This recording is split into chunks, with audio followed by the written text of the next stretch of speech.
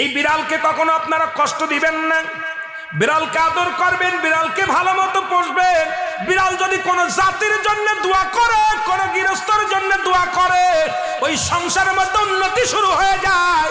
ওই সংসারের মধ্যে আর এক নাম্বার হলো, যে ঘরে বিড়াল থাকে সেই ঘরে জিন আসতে পারে না, জিন বাস করতে পারে না। আর একটা ঘোষণা শুনেন, নবীজি বলে গেছেন, যে ঘরের মধ্যে বিড়াল ছানা বাস করে ওই ঘরের মধ্যে জিন জাতি প্রবেশ করতে পারে না। তাহলে ছোট ছোট মাসুম বাচ্চাগুলো যে ঘরের মধ্যে থাকে, মুসলমান অনেক সময় জিনের আশ্রয় পড়ে যায়, অনেক সময় জিনে আসর করে, ওই ঘরের মধ্যে জিনে আসর করে।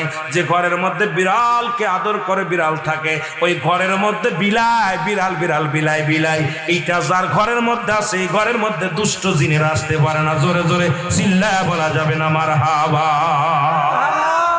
একবার নবী সুলাইমান আলাইহিস সালাম শুনতে পাইলেন পাশের বাড়িতে একটা কুকুরকে কষ্ট দিয়ে